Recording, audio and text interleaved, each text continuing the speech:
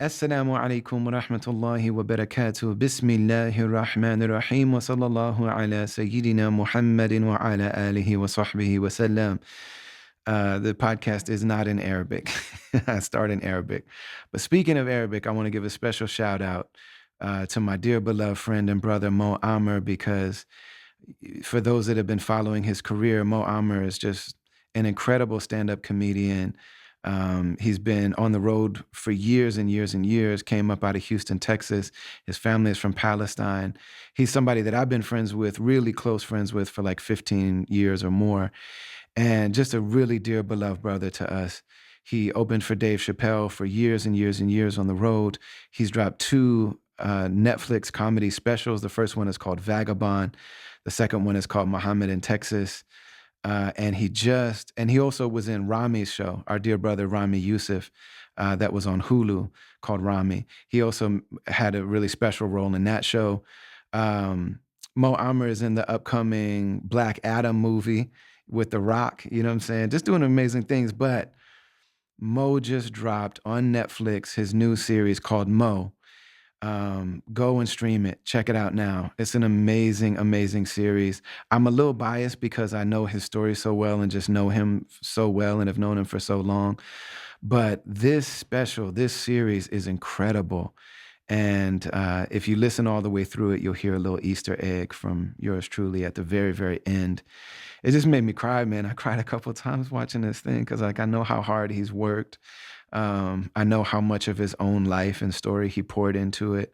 Also, he's had some personal just tragedies and trials in the last several years. I was with him in Yellow Springs, Ohio with Dave Chappelle and Talib Kweli and a bunch of other folks while he was writing the series. Like I literally sat outside in an Airbnb with him while I was working on my stuff and he was writing dialogue for the series. And so I just saw how much of it he poured into it. And it goes through this amazing journey. And then at the very end, at the very last scene, at the height of it all, there's a amazing Palestinian, legendary, iconic Palestinian group called Damn, with one of their iconic songs. And Mo asked me to spit some bars at the end of it. So my voice is right at the end of it, which really means a lot to me. So special shout out to Mo Amr. If you're part of the caravan, which are basically our patrons, our subscribers. If you go to brotherali.com/join or the section called join, you'll see that we have 3 different tiers there of a caravan, which is our supporters, our group, the people that rock with us, the people that listen, subscribe, support, are really a part of what we're doing. The top 2 tiers there, the second 2 tiers, they get a monthly Ask Me Anything episode. And so I just had a really good time recording that episode, and I really talk through my experience with TV and movies and things like that, my experience with Mo, and just what it means for me to be on this show. Also, man, we had some dope questions. Like people, one person asked me, okay, there's somebody who's creating this alternate universe sci-fi version of hip hop. If you had to remove one of the elements, what would it be? One of our native homies asked me, what does it mean for you to create music, coming from stolen land and having built your life and career on stolen land? Really dope questions, So hit up brotherali.com, sign the mailing list, go and check out the caravan. On the top tier of the caravan, that's a very special experience. We call those trailblazers. That's a very, very special group of people that we have a Slack channel where we've got folks that communicate with each other on a daily basis. And it really is like a small community that's being built in there of people who, because I'm part of, and my voice reaches people from so many different walks of life, the different groups of people that are represented in my listener community that I call the caravan, we're travelers, the community that's in there comes from such different walks of life. These are people that know each other and love are building real bonds together that wouldn't know each other otherwise. So head to brotherali.com and check that out. This episode is very special. I say that every week because I only talk to people that I love and admire and really respect. Some of them are people that I'm meeting for the first time. That's pretty rare. It's usually people that I know and do life with and that I'm inspired by. This week on the podcast, we have my dear friend, my brother, one of my inspirations, one of my favorite MCs. Like, I'm genuinely a fan of him as an artist. Open Mike Eagle. Open Mike Eagle made one of my favorite hip hop albums of all time. And we'll talk about that in the episode. I don't want to talk too much at the beginning of this one. I want to just jump into it. But what's important to know about this episode is that it's outside the norm. So Mike Eagle is he is the founder of a podcast network called Stony Island Audio, which, if you're familiar with the Southside of Chicago, you know what that means. Um, Mike also has hosted incredible podcasts. Like, he has one called What Had Happened Was, where he sits down and does a deep dive with these amazing hip hop producers, A&R people that have amazing long careers that have different chapters and different twists and turns. So he did an entire series with Prince Paul, who most of us know for producing De La Soul and really helping De La Soul to emerge into the scene. But Prince Paul has done so much. He did an entire episode with LP that we know from Company Flow and from Def Jux Records, Definitive Jux Records, and from Raucus and eventually from Run the Jewels. And he also just concluded a season with my man Dante Ross, iconic, like, legendary hip hop producer and A&R. And Dante is able to talk about so many careers, everybody from MF Doom to Brand Nubian to, Whitey Ford Sings the Blues, my man Everlast. Shout out to all of these people that we're talking about. These are all people that I know enough. So Open Mike Eagle is one of my inspirations for music, but really also I would say I would credit him more than anybody else with the fact that I'm podcasting. So I actually hit him up because he does another podcast called Secret Skin, where he talks to his artist homies. And I just straight asked him, like, man, I heard him saying, I don't know how many more episodes I'm going to do in this season. So I hit him up like, yo, if you're about to wrap up the season, can I please be on your podcast, and will you please do mine? So Mike Eagle and I sat for like 4 hours. Me in Istanbul, I think he was at his house in LA. And first we recorded about 2 hours for Secret Skin, which is his podcast. Now that episode doesn't drop till Wednesday. This is Monday that Traveler's podcast comes out. So first we recorded the episode for his podcast, and he started out interviewing me, but we very quickly just switched into like two friends chopping it up. And then we continued. We took a very quick, like, 15-minute bathroom and coffee break, came back and jumped into this episode. So what you're going to hear right now is two dear friends. This is the second part of our conversation. They really should be heard together. And I'm just really grateful to have my man Mike Eagle on the show. We're brought to you, as always, by the Zakat Foundation, and we're also sponsored this week by BetterHelp, online therapy platform. Enjoy this episode of Travelers Podcast.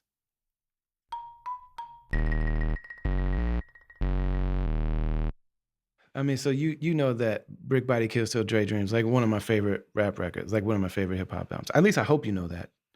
I mean, it's an honor to hear every time you say anything nice about it. It makes me grow a half an inch in height.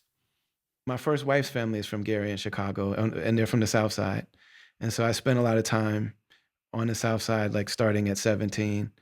And, like, I was like a headquarters of my religious community too. And I spent time in Robert Taylor homes. And so I do have a good bit of context. And I know that you didn't live in Robert Taylor homes, but that was like such a part of your family. Like, that was like the headquarters of your family. Mm-hmm.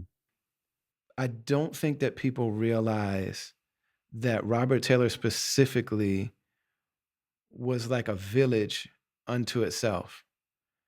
Closed community. It's a closed ecosystem. Yeah. And the things that you're balancing there with, like, we live in a space that never should have existed, along with like all of the meaning that's there and like all of the lived human. I mean, it's not different from how people talk about parts of Palestine that have been stolen. Right.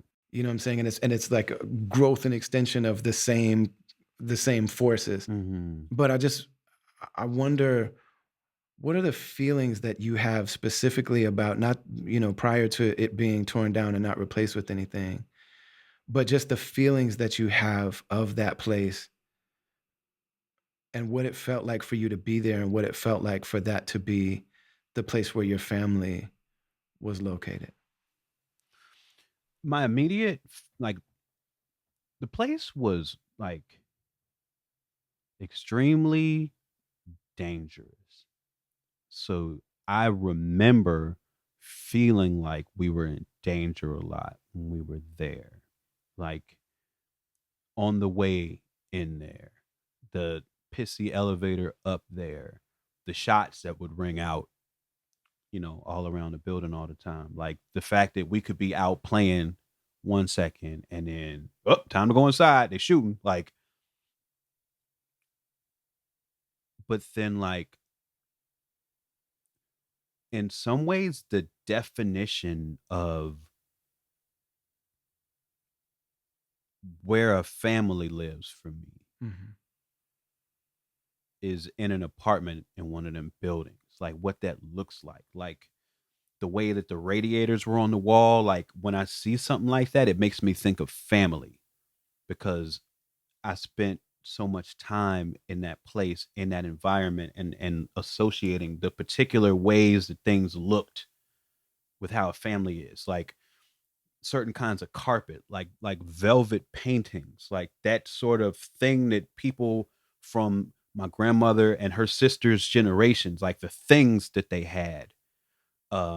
So it's like the building felt unsafe. Inside that apartment felt like the definition of like a nurturing, safe space for me. Like, like my great, I remember like before I could even talk, I have this memory of my great grandmother in that apartment, like walking me to the bathroom, asking me if I had to boo boo. Like I could I could have I was like two Mhm. maybe. You know what I'm saying? Two, three, something in there where like I don't even know words, Right. but I remember her doing that. Like, you know what I'm saying? Like it's the first place I watched Michael Jackson's Moonwalker. Mhm. You know what I'm saying? On the Mhm. VHS tape was in this apartment. Like, so, it's there's I think there's a lot of unexplored feelings there, honestly. I think that even in my explorations of making the music, I did a lot of mythologizing um, lives that were never really lived there because I wanted to create a mythology. So I wanted to make a story that was bigger than the actual story. Um, and so in that, I wasn't doing a ton of focusing on what my actual experiences and feelings were of being there. Like, so even talking through this right now is some of the first times I've actually sat and unpacked some of that. It really strikes me that, like, the relationship between the experience there, the lives lived there, that it was a place built to house 11,000 people and it housed 30,000. Yep. But I mean, that's at any one given time over the course of 50 years, Yep. you know? So like the number of human lives that were touched there and the way that you talk about that, but then it seems like it was really important to connect that to the body, Hmm. like not only in the name but also in the art, the artwork for the project. And I just wonder what's in there in terms of just meaning or sensation or about like the fact that all of these bodies are rounded up and put into these buildings, and the building is at the same time unsafe from the exterior, very Hmm. safe on the interior. It's a prison and a garden at the same time. Hmm. And then that bodies would round up and put in there, and then those buildings could just be destroyed, and then those bodies are just Dispersed yeah. So I or just lost. there's just really something that like cannot be missed about the connection to the body, with the way that you presented it. Like the people themselves are made of bricks. Like there's just the link between the buildings and the bodies in them. Yep. To me, that connection is born of apathy. I feel like, there's been a lot of talk about the black body Mhm. in philosophy and media. Um, but when I think about like how those decisions were made in both erecting those buildings, maintaining those buildings, and demolishing those buildings, there's a disgusting level of apathy. Like it's people doing up or down votes or writing whatever municipal codes or whatever meetings, but it's like I don't think enough thought is put into the real lives of people,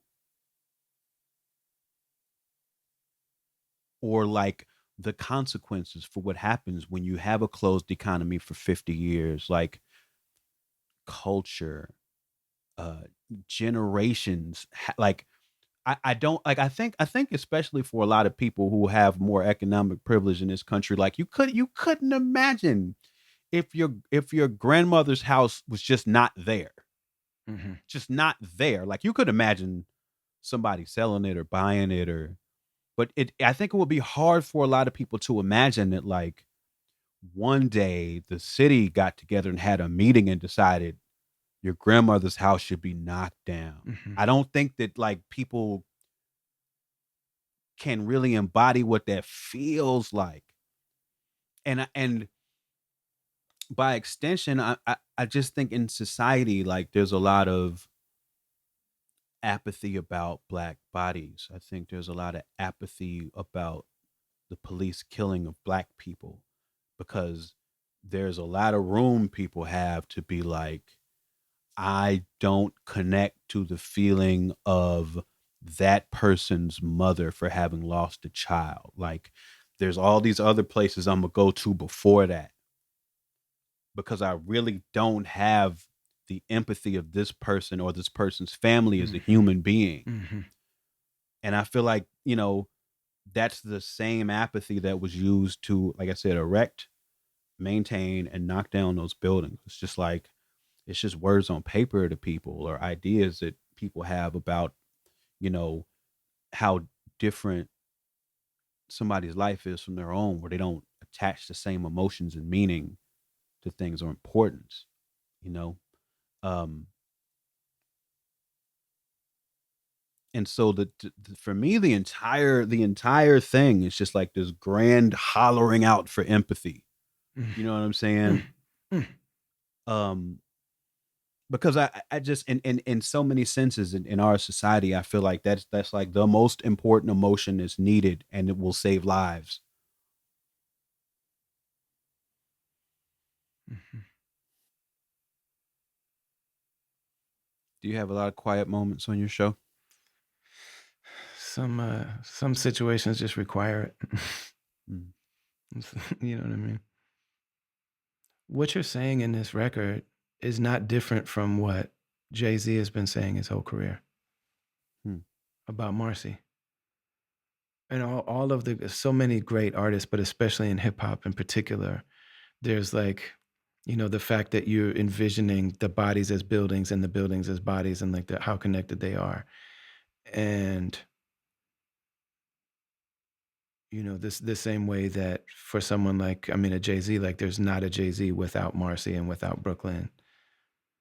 I mean, so much about what Jay-Z has said in his music for all of these years is just like you don't understand. Like you're seeing even him, like this same conversation that me and you were having about like, can I please get some recognition for the fact that like this world has tried to destroy me mm, and I have filtered all of this into work that like reveals the most vulnerable parts of my humanity, such that people who have no connection directly to this experience of mine, it makes them feel something in their human heart. It's like a very like human affirming thing. but can I also get recognition for and like some sort of understanding that I'm not the only person that's from that, like this place is full of human lives that are that are like me, Yeah. to the point that like it doesn't matter how successful Jay-Z has been. Like when he and Dream Hampton wrote Decoded, that was like arguably at the height of his career. Like he was the most celebrated, successful. Everybody was finally starting to recognize him, and still like pouring this story like into this, and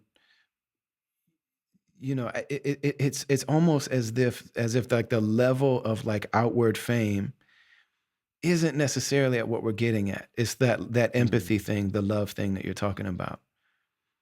And that people at the highest levels still, I mean, why is Prince like the biggest artist in America writing slave on his face?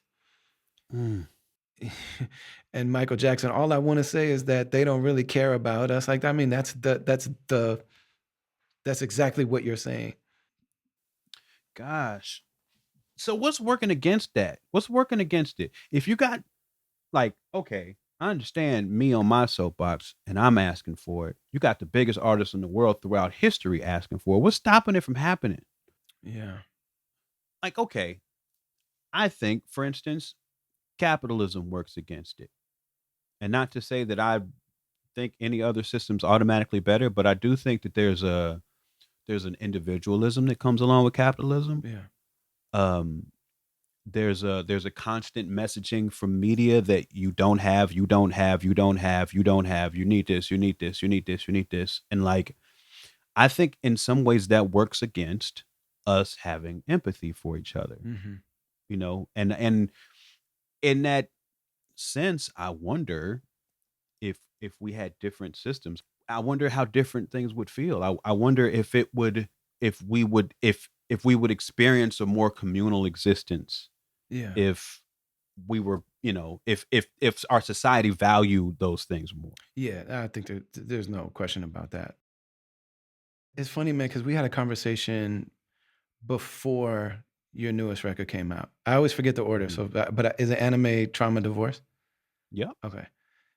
I know that the three of those are in here, but like I don't have a record cover. I don't have a record that I can hold and like hold Right. in my hand. You know what I mean? It's like I bought it on GarageBand, but I don't think I have those files. I listen to it on Spotify. Like that's where I listen to Mhm. it, and so it's just there. But so before you made that record, me and you had a conversation where I was like, "Yo, I want to hear the record where you open up to the point where you say literally what the things are." And we Mhm. had a conversation where it was like, "You've done so much. I don't know if you've done that." You're like, "Yeah, I haven't done that yet." But then when that record came out, it it changed my whole understanding of like what you do, and it Mm. made me realize like you're extremely vulnerable, and like you're extremely, and it's because of like what I was saying on the podcast on Secret Skin, but it's because of the fact that like you're not less vulnerable than somebody that is reading a list of factual details and like already processed emotions. You know what I'm Mm. saying? Like you're letting your window to vulnerability and openness is actually a lot closer to the core and to the moment that it's actually happening. Like you're profoundly open and profoundly vulnerable. For as much as you say you're not, you know what I mean? Because I've heard you Well, say to people like, I don't like feeling my feelings. I don't like watching you feel your feelings. I think that kind of gets to what I was about to say in retort. It's like I think that psychologically I'm very vulnerable. I don't. I think it's. I won't say it's easy, but I have a lot of experience walking people through my thoughts, and I feel very comfortable going almost anywhere in my mind and expressing where I've gone. I don't have the same level of comfort with my emotional exploration. I don't have a lot of the same verbal tools to describe what's going on in here. Um, and so if I look at that album, yeah, that's the most vulnerable I've ever been. Um, and a lot of it was literally an exploration of emotions. So that made making that album wildly uncomfortable for me. Uh, there's still a ton of shit I didn't say though, Hmm. and there's different reasons why I didn't. I was coming from a real marriage with a real person, and there's certainly some measure of protection I wanted to have for that person, and not to be so selfish that I get it all off my chest, but then got people asking her questions that she don't want to. You know what I'm saying? Like, um, there's a certain measure of protection in it just for that. But then, like, I don't know, there's this other thing where like I'm really comfortable talking around things, and and Yeah. and there's some things that I just don't know how to say. So I'm like everything's race for me. You know that. Mhm. Um, Everything's right. so like Oh man. it there is there seems to be a European literalism that requires a very structured story, and it Mm, requires a lot of very literal. So, like, my name is Brother Ali. So, because you come from the community where if you're in a religious community, everybody is brother something or sister so and so. right. So, it's like, oh, his name isn't brother, his name is Ali. But we know that His people name are just isn't like, Mister, right? you know what I'm saying? Yeah. There's people that are just like, "Hey, is brother back there?" You know what I mean? Wow. Like the people like brother must be my first name, like I'm a Bearstein Bear or That's something. so funny. I'm saying like there's like European culture is a written tradition. It's like Mm, words on paper. It's very literal. It's very it's very direct in that sense. Whereas African culture is not only an oral tradition, but I mean, so many of like stories are told that in the way that the drum is played, the way that the body is mm, moved, the way that the clothes are worn, the way that there things are not said as directly, but it doesn't mean that there's less being communicated if a person is open and connected enough to receive it. mm. There's actually more being That's real. communicated. Like the words actually a lot of times are constrictive. Yeah. So like, okay, trying to find a radio. There's a song about a bunch of dudes that love rap music. They can't hear Yep. rap music, and like, you know what I mean.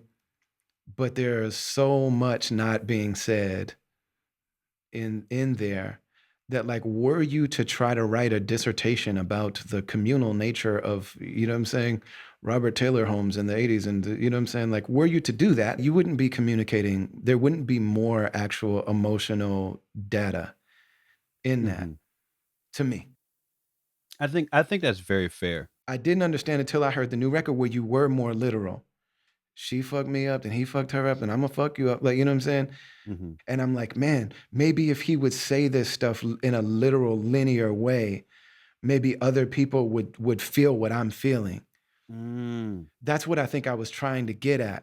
But then on the other hand, I'm like, man, you don't have to do that. You don't have to. You just don't have to do that.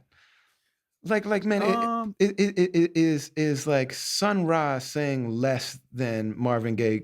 What's going on? Mm, Not if you know. Like you know what I'm saying? They might not teach Sun Ra. So like there are people that I'm sure could teach certain people like hip. They teach hip classes about hip hop lyrics in college. right. What Sun Ra is saying, you can't put that on a page. Not even Cornell You West can't or put that Michael in a Eric textbook. Dyson could. Yeah. Yeah. That's real.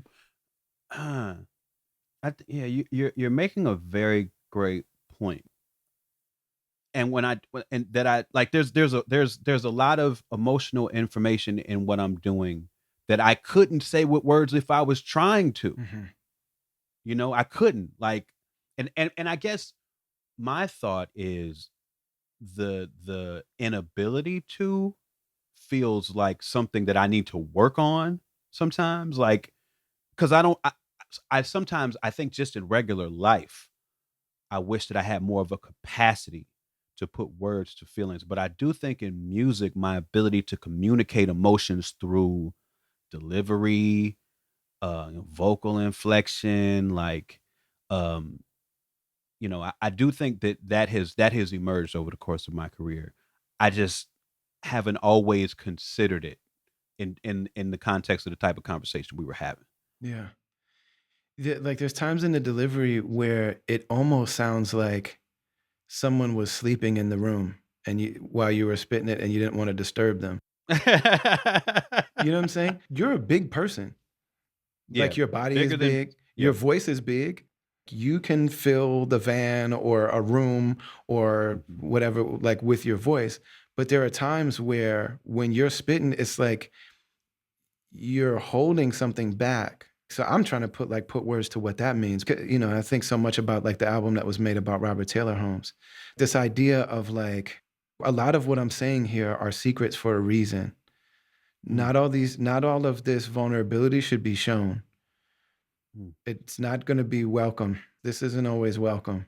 So I'm going to say this and I'm going to say it in the way that I want to say it and in the way that feels right for me to do.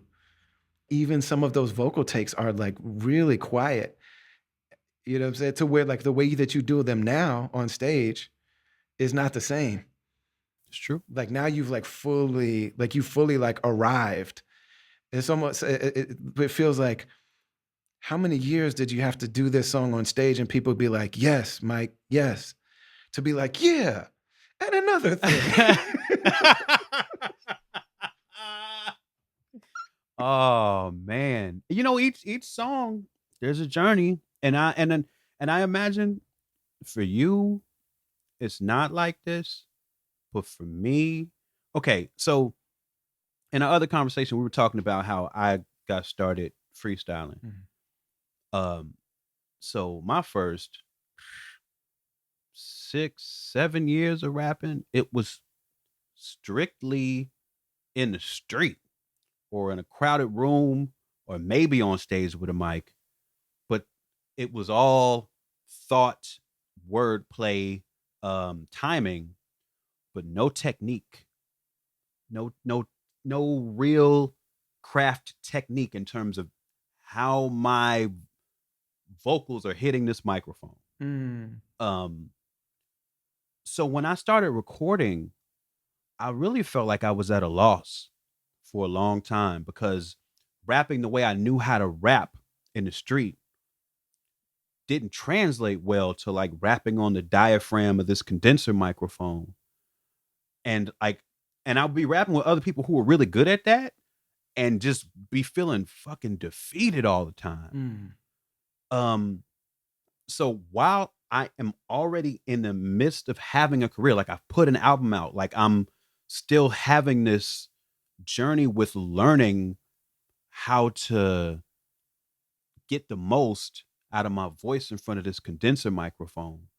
And where I arrived at and found most comfort and was able to grow the most from was in being very quiet. Mm. Um and just trying to like find what I could get the most like the most intonation I could put into being completely relaxed. Um and so I feel like I do like my best painting with that. Um but then you're right, a song comes out, you start performing it, and then I find all these different pockets and these different like ways to, because this is the other thing that this relaxed intonation, this delicate intonation into the condenser microphone does not translate live at all. It doesn't. Like Mm. you'd have to be playing an acoustic guitar Mhm. or a cello or something for like that to cut through. Like we're playing on these big bassy systems. You can't even hear me if I'm doing that. Mhm. So now I got to find some way to take that and make it translate. So now I'm doing it at some higher volume. And then and if they're singing, I have to find a note or the register that I'm comfortable doing it at. And all of that is like a whole nother journey. And like, yeah, so like you say, like 2 years in, a year in of doing a song is when I finally figure out how to perform it the best. My relationship to the song develops this whole other time. Um, and I fully abandoned the idea that my live performance needs to sound like the record. You do a lot of singing, and then you also do a lot of what you call rapping in key. Hmm. What's your relationship with that specifically? Because, like, as you describe, feeling some sort of like constriction and struggle and like search to figure out how to get this voice onto a record, it seems like a lot of people would not dive into singing Mm. as you know what I mean, as part of that. And I mean, you dive directly into it. Yep, it's true. And I sang a lot before I really should have been. Um, but what that was a product of for me is that, so like, I love hip hop and always have. Actually, I haven't always loved hip hop because there was a time in my life when I listened to strictly alternative rock music, strictly. Like rap was, I was just done with rap. And this is when I was like 12, 13, 14. Like I didn't want to hear it. Like I wanted to hear what was playing on 120 Minutes on MTV, or they had this show called Alternative Nation. Like, I wanted to hear grunge records. I wanted to hear college rock. I wanted to hear the Pixies and the Breeders and They Might Be Giants. And um, I have a deep relationship to um, that sort of rock music, which has informed how I write hooks, and it informs the beats that attract me. Mhm, And the beats that attract me tend to be rife with melody, mhm. and and I fancy myself a hook writer, even if I haven't always had the pipes or the chops to execute. Like those melody parts come to me.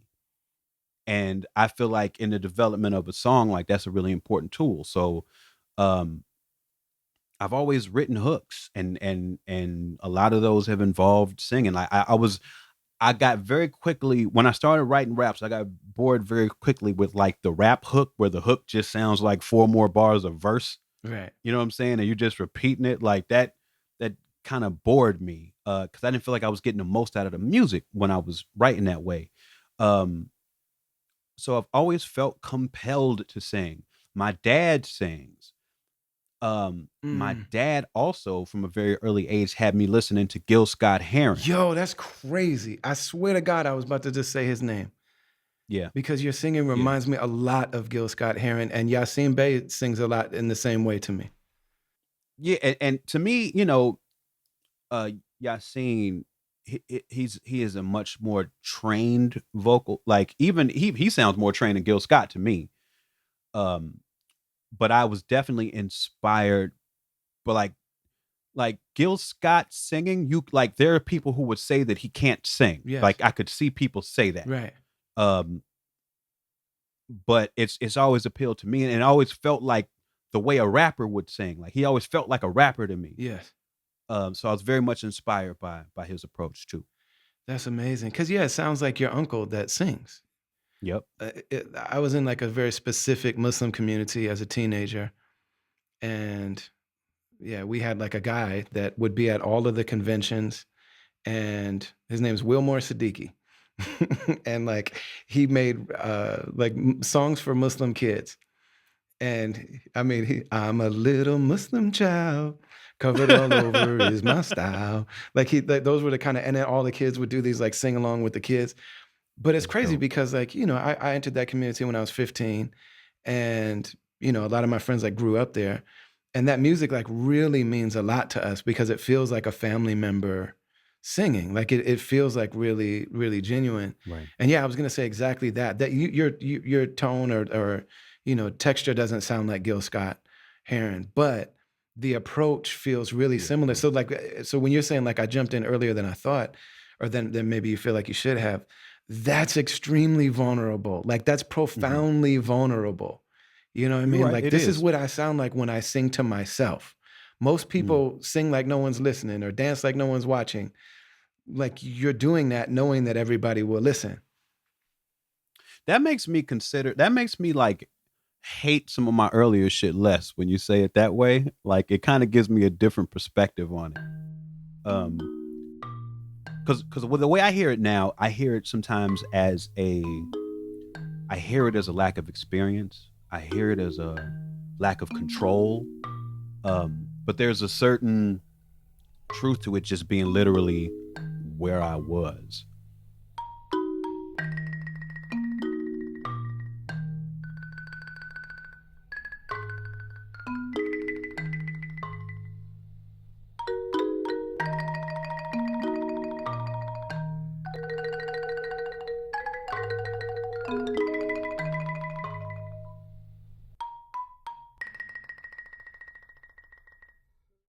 From the very beginning of Travelers Podcast, the first people that stepped up and said, yo, we want to really be part of this podcast. We want to support what this thing is about. We want to support this intention, has been Zakat Foundation, Zakat Foundation.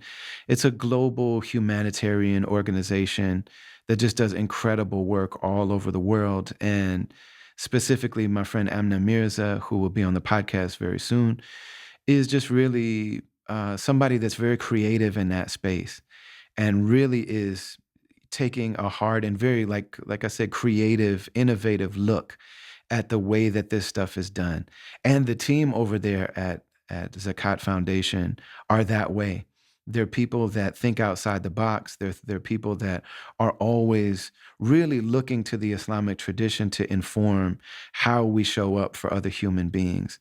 Because, there's an industry, it's the industrial complex of NGOs and humanitarian organizations, charity work that's done around the world. And some of the things are really beautiful. Some of the ways that they do things, Zakat Foundation felt like, well, can we improve upon that?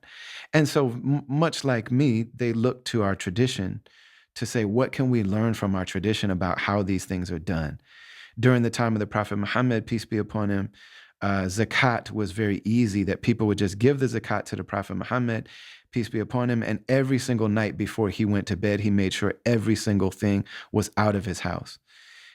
He distributed it all that day. But because you have this central figure that everybody's coming to see him, and he knows most of the people live with him in his city and live around him and live near him. So it's easy to distribute. And, they say that even as so much as a single date, that people would give dates, because Medina was a city that was rich in dates, and dates are a superfood. And people that, it was very rare that they ate meat. It was very rare that they ate more than once a day. Like even he, peace be upon him, as the head of this, it's a spiritual movement, a social, a justice movement. It also was a political reality by the end of his life. And even he, as the lead, as the head of that reality, didn't eat more than once a day. He asked his companions, what will it be like? What are you guys going to be like when you start eating 2 meals a day? And they said, Rasulullah, is it true that we'll eat 2 meals a day? And so it was, he distributed it all. He gave it all, everything. He wouldn't go to sleep with a single coin, with a single date inside of his house. But then it started to grow. The community started to grow as a political reality. It started to grow. And so you have the caliphs that took over, that became the leaders of this community after him. And Omar, the person that all the people named Omar in the world are named after this man. Sayyidina Omar, radiallahu an, Allah be well pleased with him. He was noticing that people were giving their charity to other people that were around them. And so people that lived in more well-to-do areas were like trying to find people around them to give charity to. And so he instituted a new policy where charity could actually be distributed from place to place to the people that were most in need. So we look to our tradition to say, like, just because something's been done a certain way doesn't mean that that's the most equitable way to do it, the most humane way to do it. So shout out to Zakat Foundation. Follow them on social media, Zakat US. And you can see all the dope things that they do, or you could go to their website, zakatfoundation.org. And I would say look into the things that they're doing around the world. It's a Muslim organization, but they don't only help Muslims. They don't use their giving to proselytize. It's just a really dope organization. I know the people there, and I'm really grateful to be in partnership with them. So I'm suggesting that one of the ways to get out of that funk that a lot of us are in, to get out of this feeling of despair that some of us find ourselves in, is to give to other people. And Zakat Foundation is an organization that you can feel good about the fact that it will actually reach the people in a dignified way. So much love to Zakat Foundation.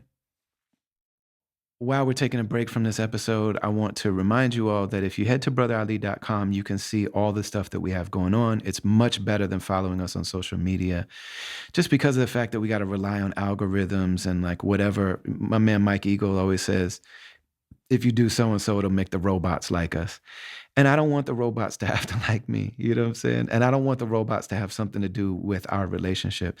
So go to brotherali.com. One of the things that you can see there, if you go to brotherali.com/events, is our upcoming tour schedule. We've got shows coming up on the East Coast, on the east part of the country. Back in the spring, we did the Travelers Tour West, which was really dope. We had a really amazing time.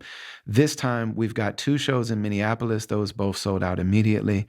And then we start working our way east and go all the way through Michigan and Ohio, and then we go all the way down the East Coast, ending in Atlanta. So this is the next part, the next leg of the Travelers Tour. It's myself, my amazing DJ Last Word, and one of the great, great, great hip hop artists from the Twin Cities, whose name is Mally, Mally. If you haven't heard Mally, go and check him out.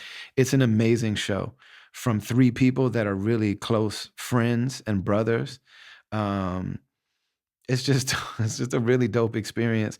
I don't want you to hear about it afterwards. I know that there's a lot of shows going on. We did our best to try to keep the ticket prices as low as we possibly could. For my Philly people, I want to make a note that we were supposed to be at Milk Boy in Philly, and they're having like structural issues, so they need to renovate Milk Boy in Philly. So they're trying to move 70 shows at Milk Boy while they do these renovations to make sure that the venue is safe.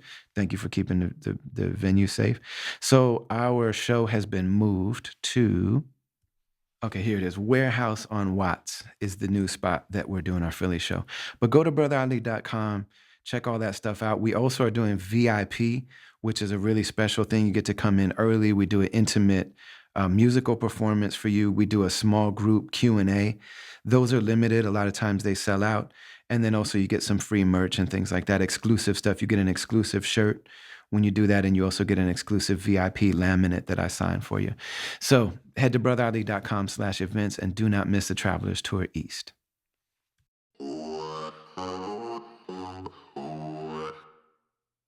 I got a quick aside for you because you keep making me laugh, and it's something reminds me of something that I was going to ask you. Publicly and privately, people can be different, Yeah. and I'm like, damn, is there any difference between public and private, Ali? I really don't think there is. But then I thought of one. I'm not sure if people know how funny you are. I think people see you as a very serious guy. Yeah. And you are a very serious guy, but you're also extremely fucking funny. And I wonder, like, I'm sure part of this experience of podcasting has been showing that to people, and I wonder what that experience has been like for you. It's weird, man. That's like really perceptive of you. But first of all, thank you for saying that. I can't make everybody laugh. Right. It's like there's got to be there's got to be a bunch of shared stuff. Like a real comedian, and I'm saying, like, you have a lot of close proximity to comedians, and so you know that like Hannibal can crack you guys up in high school all day. He's got to learn to make anybody laugh. True. You know what I'm saying? And the ones that actually become great at doing that, like they really succeed at that. Like I can make people that, like, if I feel completely comfortable with them and I feel like we have so many of the same references, and that's actually a mark for me. Like I used to have this thing where like everybody is either somebody I don't know or they're all family. I love everybody so intensely. And I started thinking about like, man, who are the people that I'm funny with? You know what I'm saying? That I just feel that way. Like I feel like, man, I have an open pass to say something funny and this person's gonna get it. And it makes there's like such a beautiful connection in like making somebody laugh. Like True. Amir Suleiman was talking about that on the podcast, and he's somebody that like, man, I can always make him laugh, and it makes me feel so good. Because if people think I'm serious, it's like, what do people think of Amir Suleiman? You know what I mean? And he's hilarious. in real life. Like he's just even when he's not trying to be.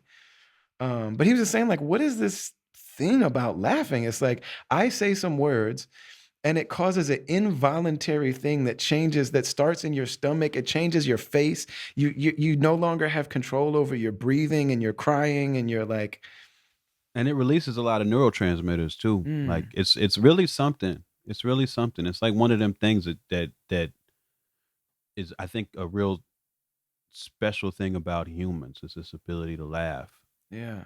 What it does for I us. feel like I was funny on Shadows on the Sun, and I've never been funny since on records, even on a podcast. Like there's there's moments. So like, yeah, so like, me and KSA Layman, do you read KSA Layman? Have you ever read Heavy? Mm-mm. How to Slowly? Oh man. When I on that joint, he fucked him up, then I fucked you up, I'm gonna fuck you up. Like, man, that really reminded me of the joint called Heavy. KSA Layman wrote this book called Heavy. I'll send it to you. But Okay. you know, like yeah, I feel like when I made my first record, it was just me and Ant in a room. And Mm. I can really make Ant laugh, and it makes me really happy because he's funny, and you know, and so it's just so much of that record is me doing things that like if he laughs, then that's the thing that we're gonna do. Like that was the barometer of like is what I'm doing right or not, and Wow. I feel like I've never gotten to that since then, and I'm not sure why or what to do about it, but I But is think it, that something you feel like is missing hell from? yeah, Oh, that's interesting. completely, yes. I'm always like that record. I'm like, man, there's something so much more pure about that record. Because also I didn't think anybody would hear it. Like when we made it, there wasn't. I Mm. didn't like I said, I didn't know there was this audience that was just waiting for there to be a fat albino Muslim. See, that's funny. Like Like, come on. It's like I just didn't know that. You know what I mean? uh, Yeah, it's deep, man. So so, but I'm saying like you have a lot of humor all through your stuff. Like I'm saying, man, a freaking spork in the road, like you know what I mean? Like I laugh out loud about that, and that's in the middle of a song that is not funny. it's true. You know what I mean? Like that's in a that's in a really uh you know It's a heavy song, yeah, yeah. man, and it's a Don't heavy put the sporks record. in the And but road. I'm saying like that's hilarious, and it's hilarious because it's such a hood thing. Like something Mm. about a Yeah. spork is like that's got just like free lunch written all over it. That's got Harold's like Chicken or something like that. yeah, man. Yeah, like that's what the like if you go to the hood spot, it's like we're not gonna have Mhm. spoons and forks. Like we're not gonna have like there will be one plastic utensil and it's gonna have to be both. And like Yeah, we can't afford differentiation you're around eating your here. banana pudding with it, and you're gonna eat your collard greens with it, and you're gonna shut up. Yeah. But 100%. and your relationship with comedy, and also I think that you've stepped out in ways that a lot of, because I mean hip hop's always been so full of comedy. Like man, we just lost Biz Markie, who's like one of the most Mm. like comedic geniuses, you know, in the culture. But the fact that you've actually like stepped out and created a comedy show for Comedy Central, and then created a whole album around that joint. Um, it feels like you're really like honoring and investing in the importance of laughter and in comedy in the culture. And I just wonder if you could say something about what that means to you and why it's so important to you. Um, so I think it's just a natural part of my process. I think part of my media brain was built around like sitting at home as a kid and watching comedy on TV, just trying to like I think I learned a lot about the world through watching TV. Like seeing what people laughed at and trying to like reverse engineer why. Cause and mostly because I just didn't know shit. Like I was a little ass kid. I didn't know nothing. So Mhm. like so that was like every time somebody laughed on TV, it was like a math problem for me. Like this person said something to this other person and this room full of people laughed at it. Or this person said a joke on stage. I don't know what half these damn words mean, but a room full of people laugh. So it's like there's something for me to work out about the relationships of these things to each other, especially because I can't go outside because they shooting. You know what I'm saying? Right. So like I'm literally like learning about the world. And so I think that there's just a part of how my machine works is based on finding those humorous connections between things. Like those, that's what pops out at me about life in some senses. That's like in the multitude of options of words that you could say in conversation, or words you could say on a song. Like everybody has some ordering principle of what makes one word more valuable than the other than the next word. And for me, a lot of that, like humor is a top metric of what makes me want to say some shit. Uh, Um and so I think this is natural in me. I've also noted how when I write things that are really humor forward, there's a lot of connection that happens with people. mm, Especially live. Like there's a lot of goodwill that I get from an audience if, like, when I write that way, and then when I'm in a room full of people who are actually listening. Um like that's usually a win for me. Um I gotta say lately, like if I'm thinking about this album I'm gonna put out in October, I'm not sure if there's anything funny on it. I think that there's like I have a song on it where like it's called "I Retired and I Changed My Mind," and it's literally about this day when like like oh like that's a funny premise. right, You because know what I'm we saying? all have like, man, come Yes, on, man, we've all retired 100 times. 100%. But like then in the song, I say a bunch of really, really real shit about my career. Like that's the song. You know what I'm Mm, saying? So it's like it's a funny premise, but I didn't necessarily make jokes with it. I just really wrote what I was thinking that day, which was like half full of regret and pain. You know what I'm saying? And like and missed opportunities and shit I wish I could have did. And you know, like um but yeah, this latest I think where I'm at now is like it's a little less comedy forward. mm, Um but I think that's got something to do with just me wanting to be regarded a little bit different. Like I feel like I did that, you know, and I mm, feel like and honestly, like that experience you brought up with Comedy Central, like I was very fortunate to have that opportunity, but there's a lot of pain I had with how that yes. shit went. Yeah. There's a lot of pain, and I mean, like, that's a and I legit think capital T trauma for you. it was fucking rough. And um, I didn't know any better than to put my whole heart in it because I thought that's what I was supposed to do. Like now I know better. Um, because it's not that type of arrangement. Right. And this is, you know, in my therapy journey, something I've had to really come to terms with Mm, is that like I really try to when I'm in business relationships with people, I really don't look at it the way that I should. I really try to put family ties on it that don't belong there. yeah. Like I've done a lot of that, and in TV is not the place because them like even like the people in the crew, like the camera, the people who tape the gaffers, like the lighting, like like their whole job is to get a gig, work very intensely with people for 6 to 8 weeks, and then maybe you never see them again after that. Like that's their whole job. And like that shit fucked my world up. Like this is our show that me and Baron built, and it was our baby, and everybody who we hired on it was like our family, and they were executing our vision. And I love these people, but for them it was just work, Right. you know.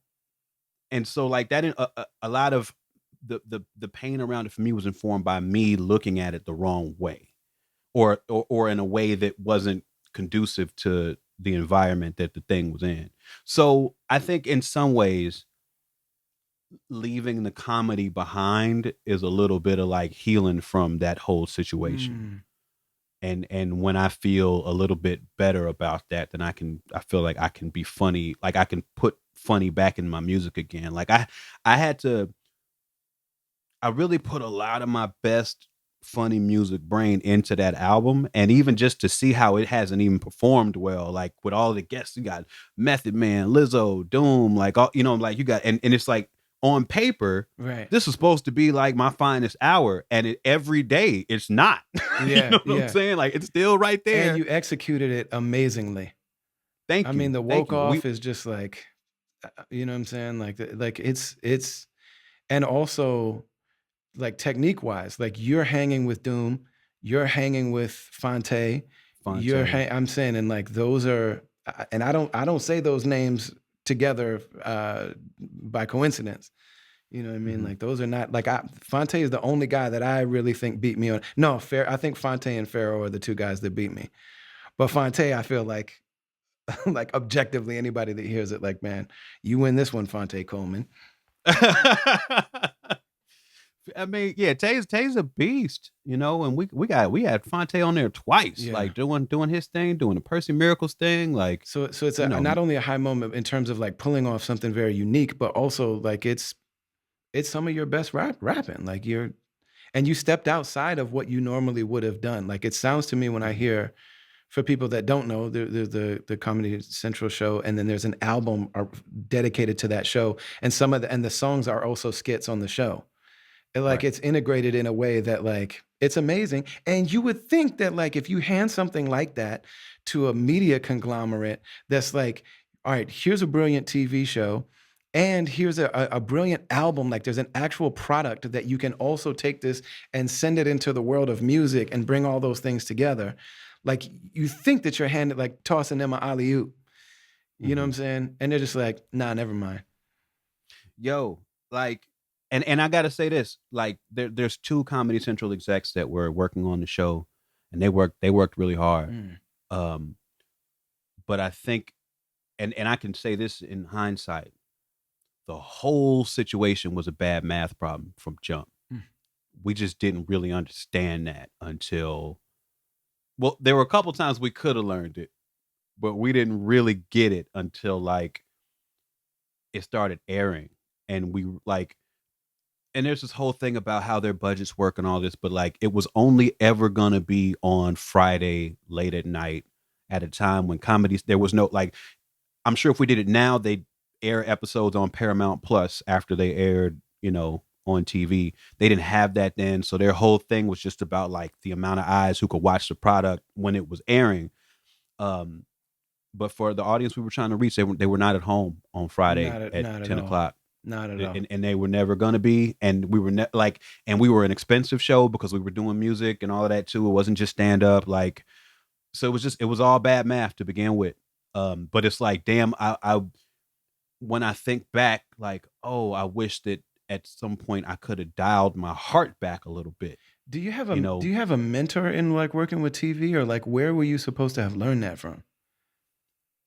um, Because I don't know. I I don't really know anybody in that world that I could feel like I could sit down and like ask how to navigate and um, what to expect. And there's people I could have asked, but I think it was just such a unique time. Like, if everything had happened now, it'd go different because there's these streaming services. If everything happened maybe 2 years before that, it could have been different because a bunch more people were watching TV, and our clips on YouTube might have had less to compete with. And I think we all thought we were doing our best.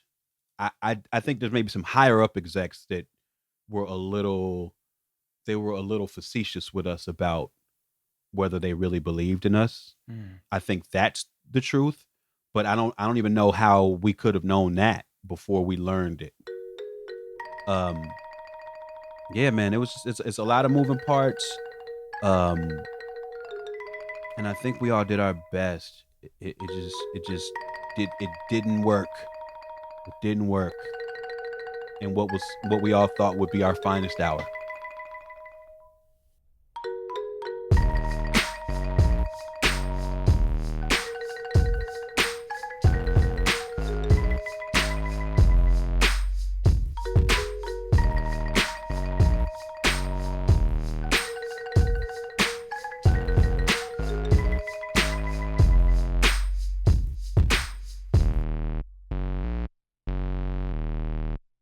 BetterHelp is a sponsor of this episode of Travelers Podcast, and we get a commission when you use our link to sign up.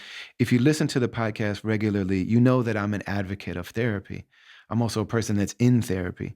I believe, and from studying pre modern people, that when we lived in villages, when we lived with tribes, when we lived with our extended families, um, there might not have been this need because of the fact that our lives were so interwoven with one another. We didn't have this isolation that we live with now. We didn't have nuclear families now where we kept the elders away and we put them away in homes. When we left our parents as soon as we got a chance to. When we kind of isolated and holed up inside of our own little houses and communicated on devices and things like that. When we really shared life with each other, and then also when we had the resource of just being connected to people that were older than us and that lived different lives than us and had experiences we didn't have and had perspective on the world and on life and on relationships and the human struggle and condition, that also knew us in ways that we didn't know ourselves. Maybe in those times we didn't need things like therapy. Maybe therapy was part of life. I don't know. But I know that in these times, I've really benefited tremendously from therapy and the way that I have accessed therapy, especially me living in another country. I live in Turkey. It's difficult for me to find English speaking therapists who understand the context of American life because, even though I have an address in America, that's not where I live. And a lot of therapists, their licenses require that the people that they serve, their clients, are in maybe the same state as them. So it's really challenging. I found myself with a lot of barriers to access therapy. And I was listening to one of my favorite podcasts, and they were talking about BetterHelp. And I was like, yo, let me just check this out. And I asked my wife about it, who's a therapist. She talked to her friends about it in her community. And she said, give it a shot. I knew that one of the things that they offered is that you can change therapists whenever you want to. No hard feelings, no questions asked, no funniness. It's not rude. There's a button right there that just says, I would like to switch my therapist, because not everybody's a good fit. You want to really feel like I can trust this person with all the things that I'm about to reveal to them. So you go to betterhelp.com, betterhelp, BETTER, help, HELP.com/travelers. If you use our link and our partnership with them, it lets them know that, we're the ones that shared this resource with you. And they also kick something back toward the show. They actually sponsor and support what we do here on the Travelers Podcast. You go there and you sign, you start to go through a questionnaire, and they ask you questions about yourself and like what's bringing you to therapy. Do you want to talk about addiction? Do you want to talk about relationships? Do you want to talk about body issues? Do you want to talk about, are you feeling depressed? Are you feeling anxiety? Are you feeling like, what is it that's bringing you to therapy? And then also, do you have your own kind of preferences? Would you rather talk to a man or would you rather talk to a woman? Would you rather talk to somebody, a therapist of color? Would you rather talk to somebody who specializes in trauma? Would you rather talk to somebody that specializes in LGBTQIA plus concerns? Would you rather talk to somebody religious? Would you rather you can tell them specifically what you want. And then they pair you with somebody and you can start communicating with your therapist right away. You can start texting them. You can send them voice notes. I love voice notes because I clearly love the sound of my own voice. But it's something that you can start with right away. You make your own appointments. You set your own appointments. You let them know, like, do you want to talk to the person with the camera on so that we can see each other? Do you want to just talk on the phone? Do you want to just start by texting? And then you get in the session and you just feel them out. You just check them out. You share with them what you feel comfortable sharing and see what they have to offer. What do they bring to the table? And then once you feel like this is a person that I can trust with my stuff, then you start sharing and you start opening up. I'll tell you, I jumped on my first call with my therapist on BetterHelp, and I just told her that I'm here to talk about so and so. She started asking me questions and then just showing me what I had said. And on my first session, it gave me an entirely different perspective. I saw myself and these patterns that I found myself in. in a totally new light. And from that point, like, man, I was just like, okay, you're dope. All right, you're clinic, you're the real thing. And these are licensed, trained, medical health professionals. Like these are the real deal. So I just started going in, and she started asking me questions, and she started telling me, these are some things I want you to focus on. This is where we're going to go with this.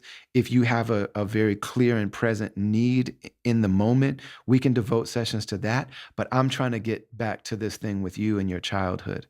And I'm going to ask you to sit with moments in your childhood, and we'll do it at a rate and in a way that you're comfortable with, you know, and it's just been dope. It's been really, really good. So I'm sharing this because of the fact that I needed it. I learned about it on a podcast. I had barriers to connecting with a therapist, and BetterHelp has worked for me. So check it out. Go to betterhelp.com/travelers and allow yourself to have access to something that we all deserve.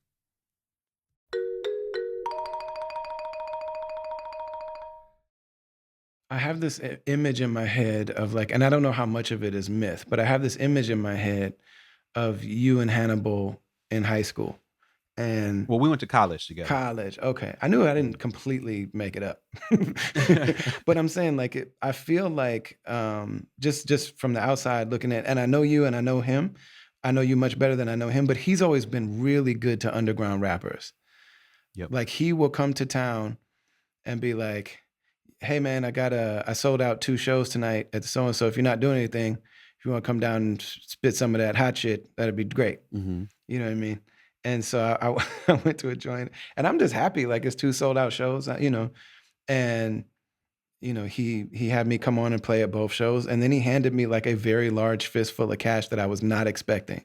And at first I was He like, is very good for that. yeah, and I was just like, I felt weird because I was just like, man, I'm just happy to be part of this. You know what I mean? And he was just like, you don't need money? Just like that. He's like, you don't need money? It's funny because I was actually, he was asking like, so what are you about to do this summer? And I was about to go to the Bay Area to study Arabic at the first ever accredited Islamic university like in America. And I got about 4 sentences in, and he goes, this is one of the most boring things I've ever heard. I think we need to either change the subject or I'm just going to walk around and talk to somebody else. It's like, dang. Oh, that's beautiful. Oh, I man. mean, it's rude, but it's beautiful. Man, like I don't, like like direct dryness is really incredible. yeah. When, And I live in LA. Like nobody speaks that freely. right. So that's refreshing. One time, he invited me and my wife to come to the Chris Rock show. He was opening for Rock, like Chris Rock was getting ready to do Tambourine. And so he invited us to the show. And afterwards, he went to this spot. He went to go like hang out. And he was like, hey, I'm at so-and-so, come kick it. I'm like, I'm with my wife. The kids are at home. I got to head in. And so I wrote him out like everything that I thought about his set. Like I sent him a long text and I was like, this was great. This was great. This was great. This was great. And like, he just texted it back, but I could just hear it in his voice. He goes, thank you for that very detailed compliment.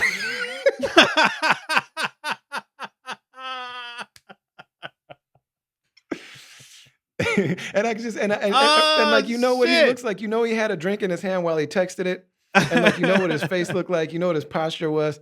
Thank you for that very detailed compliment. That is so funny. But man, there's really a lot about the way that you present and the way that Hannibal presents that just remind me so much of each other. So like, am I mythologizing like and his like deep understanding of what it means to be an underground artist, independent artist? Like what is that connection between y'all? And is it as deep as what it is in my mind? Yeah, with me and him, it's a real human connection, and I think that probably informs everything that you're sensing. Like his career, like I can't, as much as I know about it, I can't wrap my head around it still. And it's always adding new layers and new wrinkles. He just started doing music like at a high level, after really nurturing that for a couple years, like, and working hard on it. Like he's doing that, Yes. and he's always adding new wrinkles and elements to his thing, and his like the business of him is this ever growing thing. And from just being a brother I was cool with in college and stayed cool with, and then to watch him literally become a celebrity, you know, um, it's been crazy. But we've always been really intentional about like understanding what was going on in each other's lives on a human level. Mm. Like we don't talk a lot of business. Um, like we check in a lot, you know, life changes, and I think a big function of our relationship is just kind of making sure that each other understands they have somebody to talk to about real shit. And the thing about his career, I mean, not being able to wrap my head around it, like I'm not certain if he understands how mine works completely, because we don't talk about that a lot, you know. Mhm. I mean, I'm sure he understands that I'm working at a much smaller scale. I'm sure he Right. gets that. He knows there's a differential in Yes, you know. Um, but yeah, it's just the whole thing is just staying connected, staying like grounded, you know.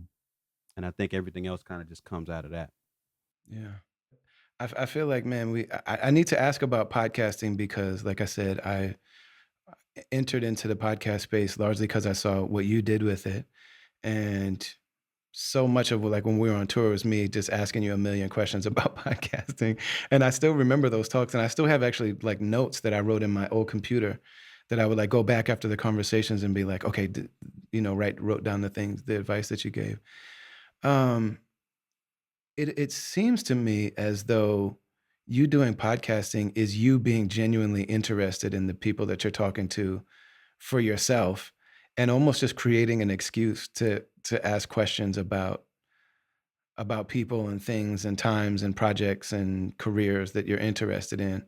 It feels like you're genuinely seeking that stuff for yourself. And I wonder if that resonates, like if that's the way that you feel about it. Yeah, I think that's true, and I think that in the occasions where I've talked to people and that's not true, I don't I don't think the quality of the conversation's high in terms of my Mhm. ability to make it happen. Um, I I think I kind of have to be led by my own genuine curiosity. Um, like it's been like and it's a challenge too, right? Because like if I have somebody doing a What Had Happened Was season, like I don't love every album equally. You don't love every album equally from anybody, any artist you love.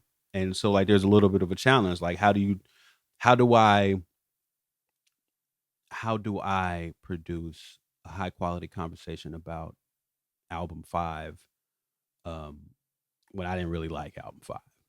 Mhm. Um and I think, you know, one thing that I found in those instances is I have to have a way to say that I didn't like it, or say that I didn't like it as much as album 3, or say that I didn't spend that much time with it, and then, you know, see where the conversation goes around that. See if that like what that creator's feelings about album 5 were. What was going on in their lives then? Do they listen to it? Do you know? Um but yeah, it kind of has to be led by my truth and my curiosity, or else I don't know how to navigate it in a way that I feel like it's going to deliver the goods. But I think you're dead on about the I won't say the motivation, but that's the engine. The Mhm. engine of it is my genuine curiosity. And especially what had happened was because that is really dealing with, when you talk about like how difficult longevity really is and like what a Mhm. feat it is to have a long, because I mean, those are really about asking somebody about to walk us through what does it mean to have a long career where you don't just stumble on something dope one time, but like what is it meant for these like long dynamic careers? And it's interesting to me that like all three of those guys, there's a feeling in all of them. They all express it in very different ways. You know what I'm saying? Because they're such different, like you couldn't have, like on a human level, you couldn't pick three different people You're than so Prince right. Paul, LP, Dante Ross. I and mean, Dante Ross. You know for what I'm real. saying? Like they're so different.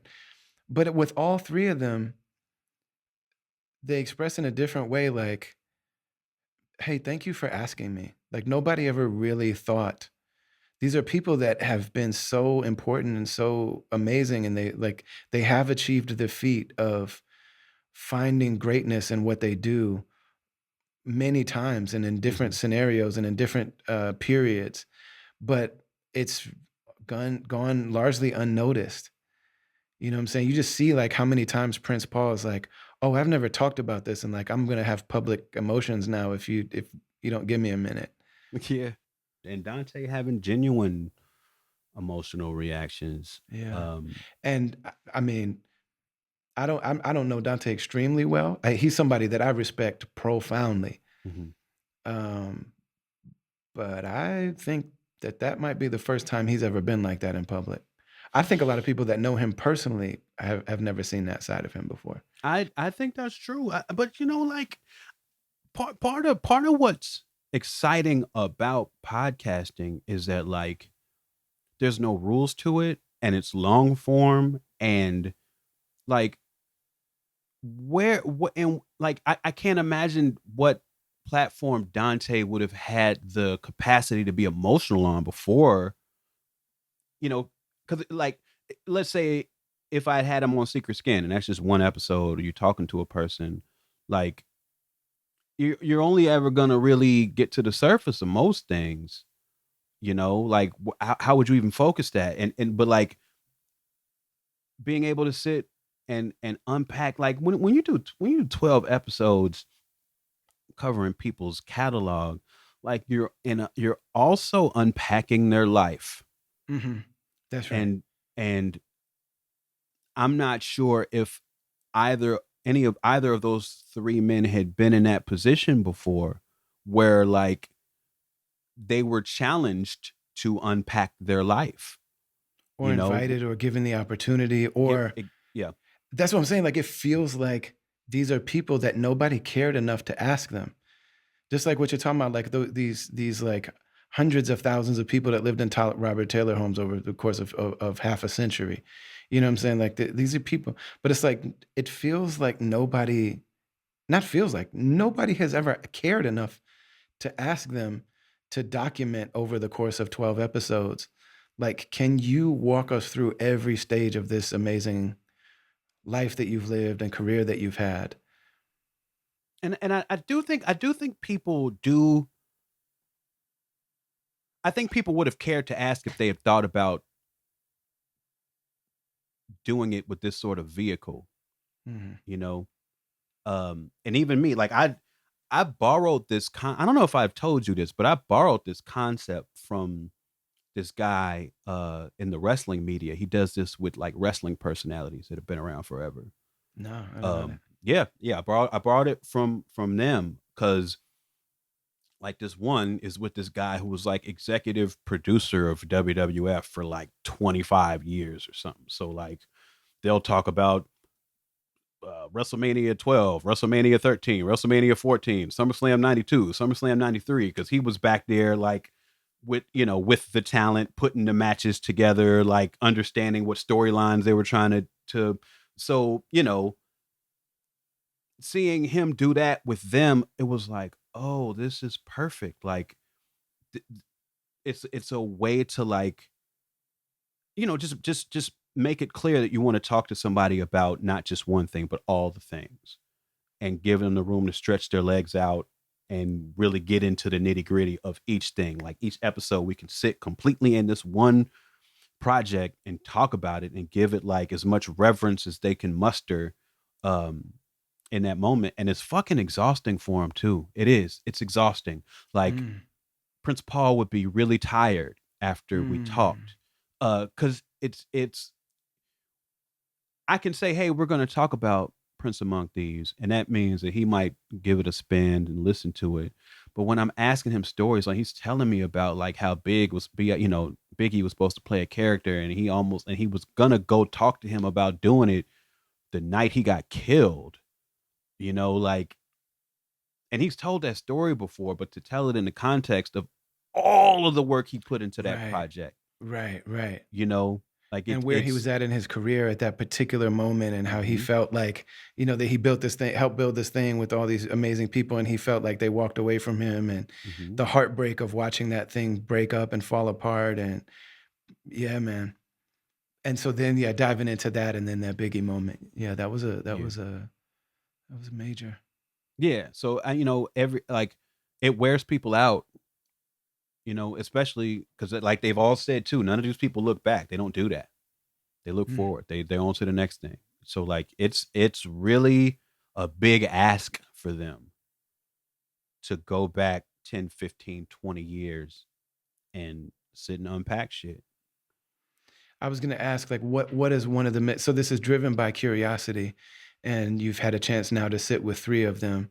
I would imagine, so the shorter, kind of quicker question is, like, I would imagine there's a dream list. Of course. Who are some?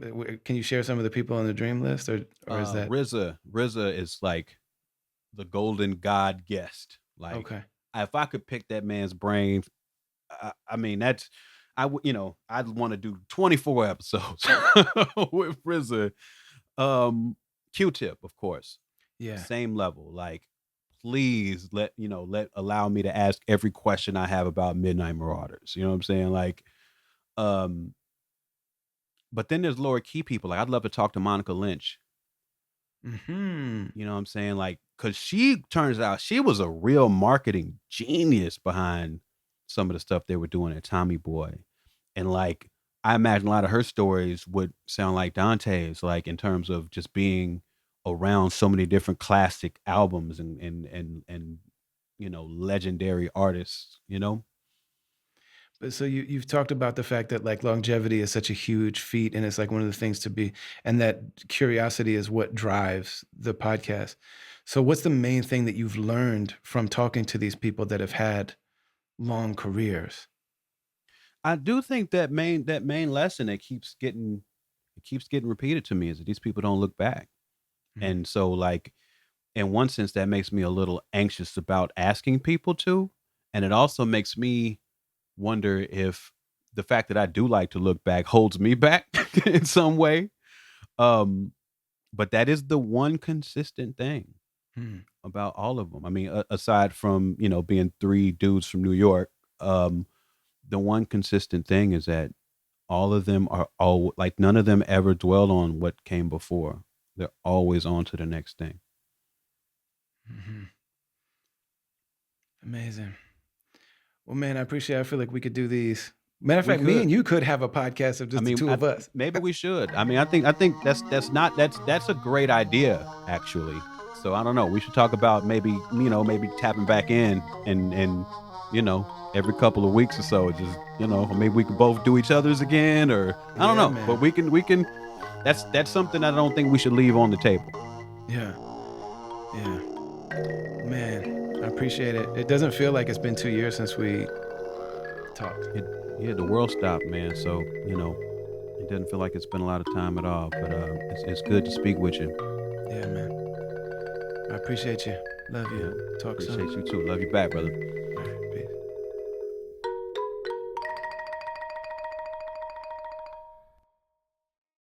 Much love to my dear friend Open Mike Eagle for being so generous with his time and insights and wisdom and just sharing so much. Don't forget to check out part one of this conversation, which drops on Wednesday on his Secret Skin podcast. Also, check out all of the stuff that they do at Stony Island Audio, which is Mike Eagle's podcast network. My man Blueprint has a show over there, along with Illogic, called Super Duty Tough Work. Sean Kantrowitz has two podcasts over there. One is called The Questions, and I was on that podcast recently. Had a good time talking to him. Also, Can't Knock the Shuffle, which I hope to be on the next series or the next season of that show. Check out Dad Bod Rap Pod. Check out the Fatherhood podcast with DJ EFN. A lot of dope stuff happening on Stony Island Audio Network. Want to give a special shout out also to the Zakat Foundation. Make sure to check them out and find something and find a way to give back and know that you're doing it with people that do it with a lot of love and care and creativity. And if you're like me and you have realized that you now are going to allow yourself to do the self-care of doing some therapy, head to BetterHelp, BETTER, help, HELP.com/travelers. Get started on a mental health journey. You got nothing to lose but these confusion and anxiety and depression and lack of clarity. You know what I'm saying? I couldn't recommend it more highly. And when you use that particular link, betterhelp.com/travelers, they make a contribution to the show. And as always, we appreciate it all. Special thanks to Mansour Panawala, to Amna Mirza, to Mark from Medina Hip Hop, to Darren Washington, to Aida Rashid, to DJ Last Word. Special thanks to everybody that's helped make this podcast a reality. Amir Rahman. There's a lot of people that have just helped. You know what I'm saying? And I appreciate it all very, very much. The producer of this show is Brendan BK1 Kelly, and it is a production of Travelers Media. Much love to you all. Assalamu alaikum wa rahmatullahi wa barakatuh.